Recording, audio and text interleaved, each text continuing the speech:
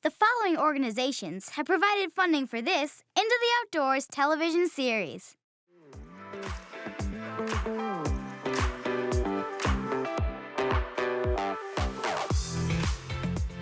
I'm gonna catch so many fish today. Oh my gosh, I really hope I do too. I really want to make my mom proud. I know she used to go fishing a lot. Yeah, I haven't been fishing in weeks. You haven't? It's gonna be awesome. No. Well, then I'm pretty excited to get right into it. Yeah, so am I. Our buddies tried fishing with cane poles, and sure they caught some small panfish, but today I was thinking we could really increase our chances and possibly catch some bigger fish too. Oh yeah, that's why you got us these cool spin casting outfits. Cane poles are one thing, but you can cast out a lot further with spin casters. You can use different bait too. I brought my lucky lure. Sure, that all sounds great, but there's something else that I think will really increase our chances. Really? What's that? You see that rowboat over there? Yeah? That's ours for the whole day. I figure, why stay here stuck on shore when there's a whole lake to explore? That's amazing! Fishing from a rowboat is amazing, and today we're gonna show you how to do it the right way. And the safe way, as we head into the outdoors. Grab your gear and let's explore as we discover the wild outdoors. Science, discovery, it's what we do. You can make our earth a bright and better place by joining us in this wide open space. Into the outdoors.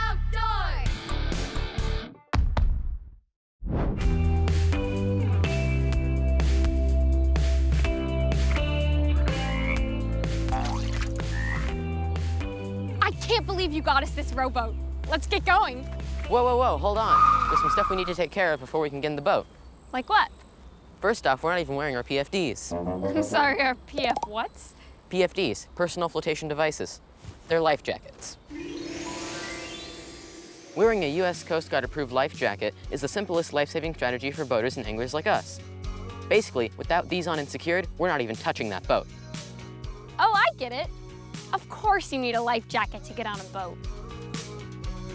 Okay, so getting our PFDs on is a good start, but I also took care of some other stuff before we got here. I checked the weather. You always want to make sure a big storm isn't headed your way. We should be good there. Plus, if it's sunny, you want to have plenty of sunscreen. Besides that, there are a few other things we need. Yeah, like a tackle box and bait. And a big net to get the big ones. Yes, exactly. Oh, and a first aid kit with bandages. Some water. Definitely need water. You gotta stay hydrated when you're on a boat. Bug spray, just in case. And definitely a float plan. What now?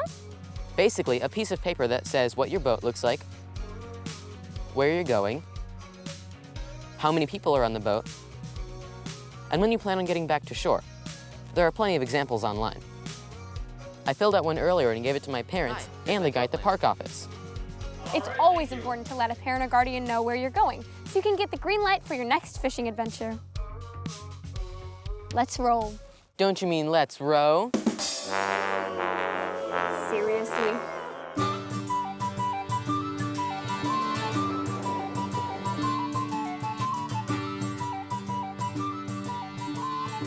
I think we should try over by those lily pads or the fallen logs. Once we get to the lily pads, if we go anywhere else, you're gonna row. I cannot guarantee that I'll be good at it, but I will give it my best shot. Let's find a good spot to drop anchor so we can start fishing.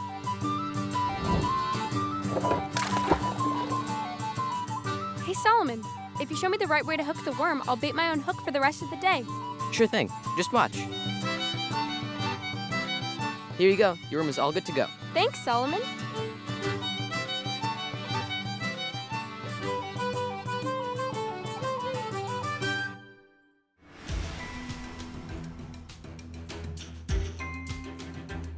I see one over there.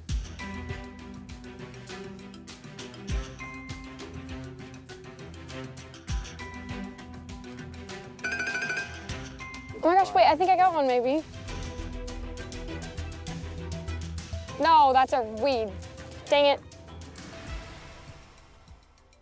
The way we're fishing today is called spincasting. It's probably the easiest rod and reel combination, and it's almost perfect for beginners. That's good, because I am one. Let's see. You press down with your thumb and then release to cast. Easy peasy. Catch all that? No? Don't worry. I'll go over how to properly use a Spincast one more time for you. A Spincast, or closed face reel, is a great choice for beginners because it makes casting really easy. To use a Spincast reel, simply push in the button and hold it. Once you let go of the button, the line will come out. You should start your cast with the lure dangling about 1 foot off the end of the rod tip. To cast, push the button down and hold it down while bringing the rod behind you to a complete stop. Then, bring the rod forward to about the 11 o'clock position and let go of the button to cast the lure and line into the water. Yep, doesn't get much simpler than that. I know a Spincaster was the first fishing rod I ever got. I love how it lets me, and you, easily cast our lures out further to different spots on the water. And different spots often means more chances of catching that big fish. I'm using a small spinner lure that looks like a minnow in the water. Natural-looking bait for panfish and bass. This one has a treble hook on it. That should increase our chances of catching some fish. You'll see throughout the day that I actually use both my spinnerbait and my chatterbait. Chatterbaits have a semi-hexagonal blade that is mounted in front. The blade does not spin a full 360 degrees. Instead, it vibrates back and forth from side to side, but never fully spins like a spinnerbait. And I'm using a standard hook with a worm and a bobber. It's hard to beat this time-tested classic, and I hope it'll bring me some luck today.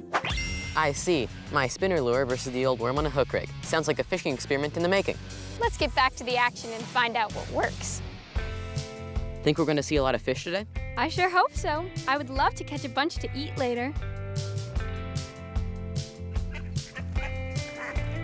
Spincasting can mean casting further out to where the fish are. Again, push the button down with your thumb, then cast as you release your thumb. Wow, good cast.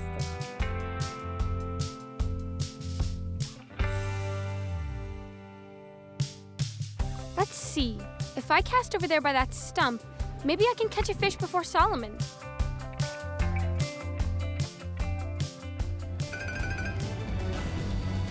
Oh my gosh, I got one! I got one! Wow, you caught one? Yeah! Wow, look how pretty she is. Okay, so now I've got her. I'm gonna release her very gently and safely till she's all the way in the water. I'm gonna let her go, and I'm gonna watch her swim away. Bye! Don't move your anchor. We'll share more knowledge, more tips, and hopefully catch more fish when we come back to Into the Outdoors. This lake is pretty big, huh? Yeah, there's tons of other wildlife around here too. It's really cool to see.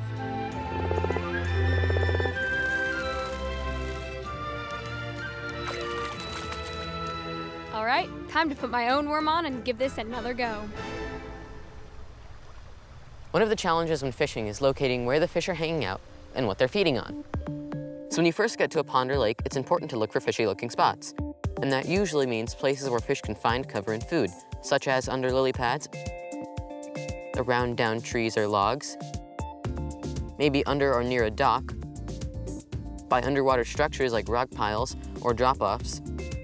All of these places have one thing in common, structure. And where you find variations in bottom structure, you'll likely find fish. Think about it. Structure provides shelter, shade, and protection for fish and everything that fish eat, both big and small. It's a pretty simple formula that follows the aquatic food chain.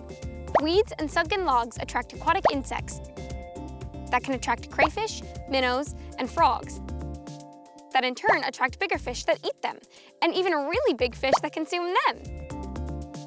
Yep, find structure and you'll likely find fish, all being a part of the aquatic food chain. Here are some pointers. Lily pads. When you're casting into lily pads or weed beds, try to cast to the edges to avoid getting tangled in them. Also, the edge of the weeds is usually where bigger fish like to cruise when they're looking for smaller fish to eat. If the lily pads go on forever, try a weedless lure and cast right into them. A weedless frog surface lure is one of my favorites for catching bass. And what a rush when they strike the lure.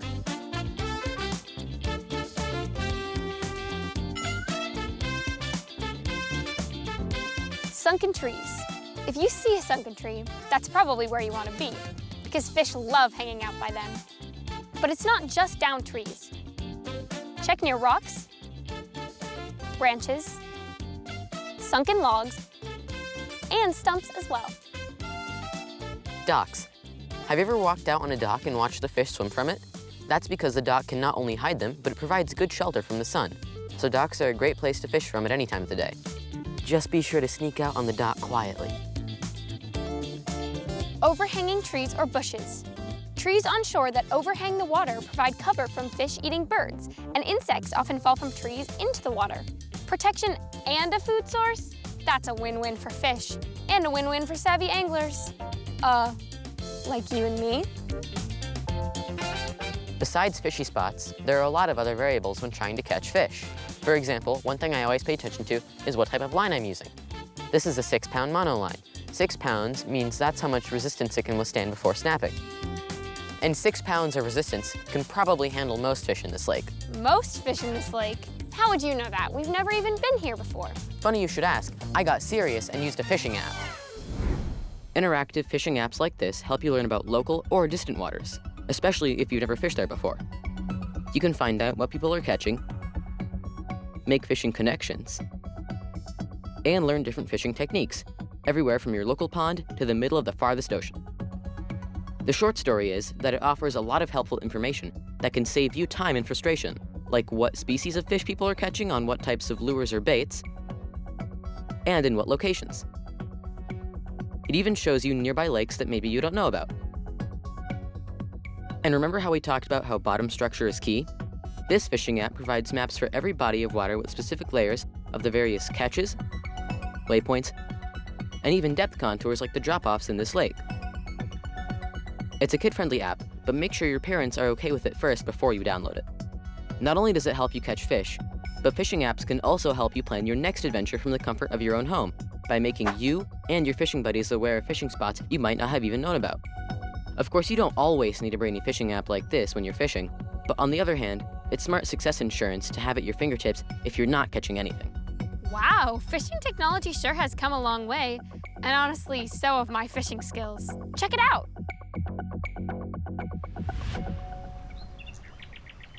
Wow, Gracie, with just a little practice, you're making spincasting look like easy casting. I've learned that you need to set the hook. What that means is, when you feel a fish nibbling on or striking your lure, you need to give it a quick tug. If done properly, that makes sure that the fish gets caught on the hook, and then all you've got to do is reel him in. Carefully, of course, and keep your rod tip up and the line tension constant. Whoa, that's not a panfish. Look at this, we got a largemouth. That's a big fish. Maybe if we row to a new spot, I'll catch a big one too. Hey Gracie, why don't you try rowing? Sure. Oh boy, I've never really rowed a boat before. I hope Solomon shows some patience with me. You want to pull him towards you like this. Like this? Am I going the right way? Yeah. Okay. But try holding him like this. Like what? Yeah, like that. Like that, just like that. Row, row, row your boat gently down the lake. I really hope we can find some fish so we can eat them all day. Wow, is this your first time in a rowboat? Yeah. You're doing a really good job. Thank you. It's hard work. Yeah.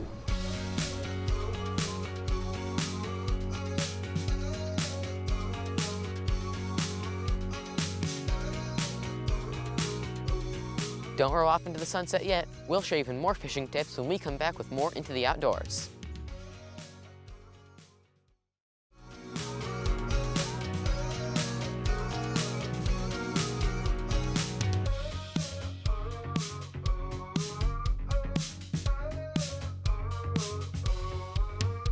So, I've been thinking, why do you like fishing? Oh, when I was a little kid, my grandpa would take me fishing all the time at a lake near his house. Just being on the water reminds me of spending time with him. Aw, that's great. Fishing has a way of connecting people unlike any other activity. That's the truth.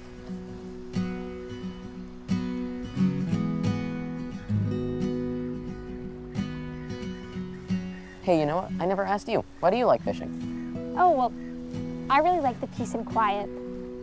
But then again, I also kind of love the thrill of the catch. You know, my mom used to fish a lot before I came along. She said that's why she loved it too. Oh, that's cool. We should get her out here sometime. She'd love that. I'll ask her when I get home tonight. Actually, this is her tackle box we've been using. I suppose it's time we explore what goes in a tackle box. The tackle box carries your hooks, your line, your sinkers, bobbers, and anything else you might need in order to land the big one. We have all that in here. Plus, I have a pair of pliers. Needle nose, of course, for unhooking the fish instead of using your fingers. You can also cut fishing line with it. Needle nose pliers are a must-have for any tackle box. We also have different types of hooks for different types of baits and fish. And it's a great place to store bandages, sunscreen, and insect repellent. And just look at all those lures. Yep, we've got a good variety. Here are some of the basic standbys. Spinner baits. They come in all sizes and colors, and they're great for attracting predatory fish like pike and bass. Aren't all fish predatory? I mean, they all eat something else that's alive, right? I suppose you're right. Not to be confused that spinner baits are spinners. Depending on their size, they also catch just about anything that swims and can be especially effective on trout and streams. Plastic worms and variations of plastic baits are hugely successful with the right techniques, catching everything from panfish to lunker bass.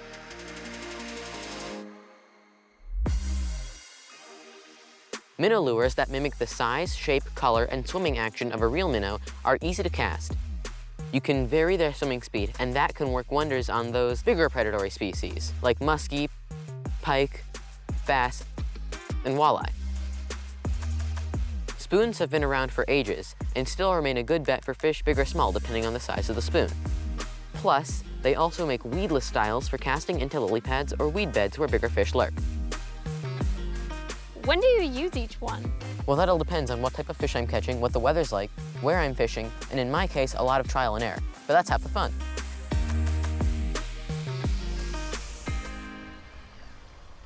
Nice backhand cast. You're looking like a pro. I think I'll give it a try too.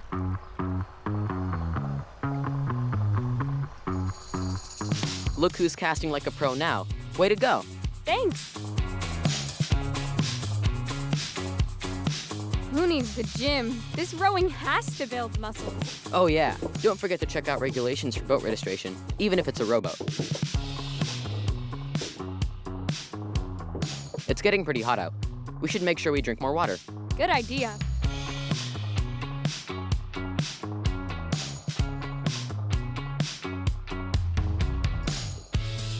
I like this location, Solomon. Why don't we cast here and see if we have any better luck? You got it. Let's give it our best shot. Come here, fishy fishies. Take a bite of my worm. I got one. Come on, Gracie, don't lose it now.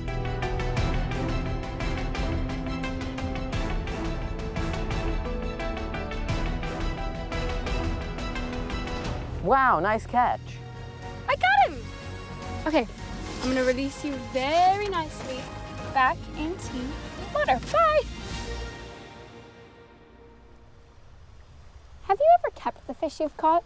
Oh, totally. Eating a fish or two after you catch them is one of the most rewarding things about fishing. I love knowing that the fish that I'm eating is one that I caught. I'm a big fan of catch and release. That's when you handle the fish properly so you don't hurt it, and then release it back into the water. Of course, if it's a really cool one, I take a picture of it before I put it back. I also like catch and release. It's a great way to make sure native fish populations stay healthy. You don't have to pay top dollar to have perch or walleye for dinner. They often inhabit similar waters. They both bite on minnows, while walleye go after minnow lures. The walleye is the largest member of the perch family. Unlike perch, they don't have vertical stripes. They have large, glassy, opaque eyes that give the walleye its name. In shallow water at night, the eyes glow eerily under lights. Spooky, but tasty. This is the largemouth bass, one of the most popular species wherever you fish, and the top tournament fish you see on TV. The largemouth can be distinguished from similar species like the smallmouth bass by its mouth that extends at least to and often beyond the rear edge of its eyes. Also, it has a dark back and darker line along its side. Bluegill also swim just about everywhere you fish. You can identify a bluegill because it has a compressed, round body that is typical of sunfishes. Its color is highly variable, and many range from dark blue to bluish purple to yellow. And in some cases, it may even appear to be clear or colorless, especially those little dudes you catch near docks.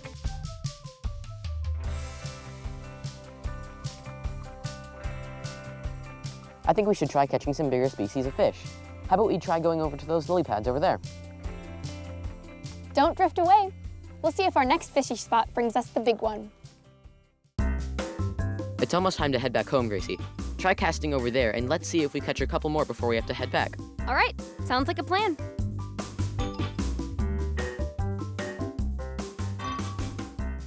Oh, my bobber moved. Gracie, look at this one. Yes! Oh my God! Oh no! Oh, I grabbed him. I got him. I have him. Hello, little bass. Gracie, look at this. Oh my gosh! That's awesome! Might be hard to tell from where you are, but this is a great place to catch some fish.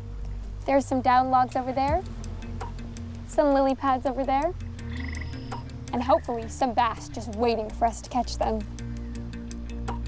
So while we work on catching the biggest fish of the day, let's do a quick recap on what we've learned. I think the most important thing I learned was before we even rode out here. You always need to wear your PFDs when you're on the boat. That's almost right. You wear it before you even get in the boat. If you're in a boat and fall overboard, the #1 cause of drowning is not wearing a PFD. It's not only common sense, but it's also pretty stylish if you ask me. Oh, and a float plan. That includes where you're going, who you're with, what your boat looks like, and what time you plan on coming back. That way, someone on land knows all the critical information in case something goes wrong. Sounds to me like you got the safety stuff down. What about the fishing stuff? We learned about spincasters. They're great for casting further out than cane poles, and they're still really user-friendly if you're new to angling. Fishy spots. Fish love structure, like sunken logs, stumps, or lily pads. What to put in your tackle box. It's best to be ready for all kinds of fishing scenarios. Fishing apps. Fishing technology sure has come a long way. Different types of bait and lures to help you catch all sorts of different types of fish. Wow, the water's really clear on this side. Yeah, tell me about it. I think I can see some fish near those reeds over there. Hey Gracie, if I catch a fish next, you have to buy me a pack of gum at the store on the way back. Deal? Oh, you're on.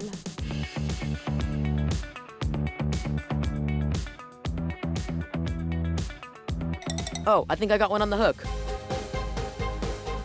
Whoa, this feels like a big one. I got one. I think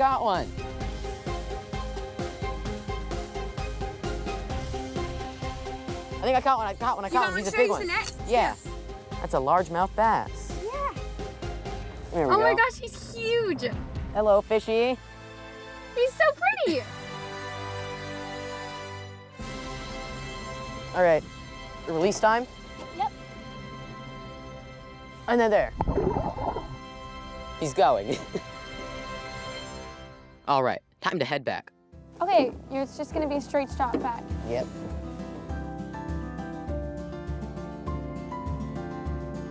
We sure had a great time out on the water today, didn't we? Yeah, we sure did. But there's something else we learned. Really? What's that? That we need to get your mom out here. Oh yeah, for sure. She'll need a license, which is great because whenever you buy a fishing license or register a boat, a lot of that money goes directly into funding angling conservation. So you're basically getting a license to have a great time out on the water and helping to preserve these habitats for the future as well. That's awesome. So someday I can bring my kids here as well. That's the idea. And I can show them all the awesome stuff I learned on this episode of Into the outdoors. Grab your gear and let's explore as we discover the wild outdoors. Science, discovery, it's what we do. You can make our earth a bright and better place by joining us in this wide open space. Into the outdoors. The following organizations have provided funding for this Into the Outdoors television series.